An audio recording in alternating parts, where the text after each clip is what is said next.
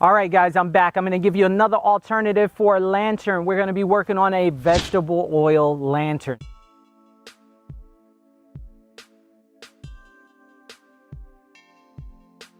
So I have some cans here, and I found a rock that I'm going to use. And of course, I could use my razor, but I could also use my blade. The way we're going to start this process is we're just going to sit our rock down right next to the can. And I'm going to use my razor. I'm going to put it right here at the edge of the can, and that's going to be my marker. I'm just going to move the can around in a circle.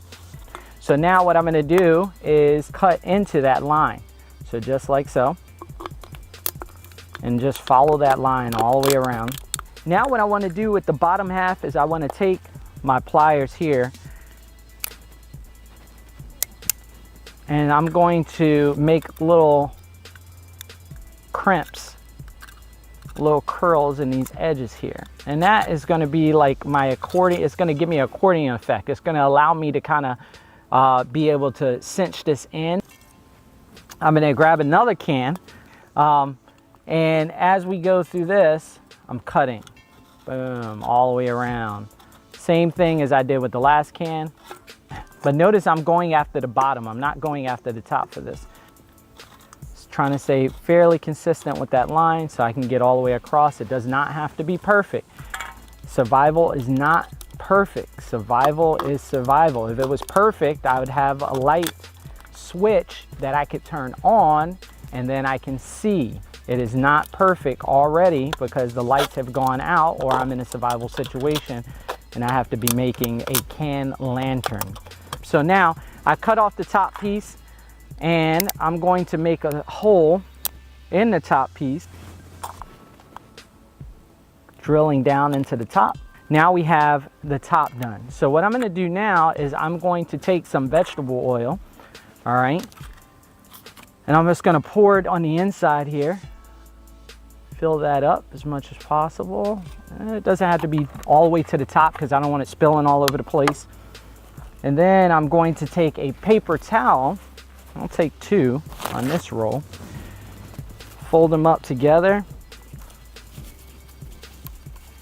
and I'm going to start making a wick out of this. So while I'm making this wick, I'm just twisting it and moving on down. It doesn't have to be perfect. Again, survival's not perfect. Survival is survival. So here we are.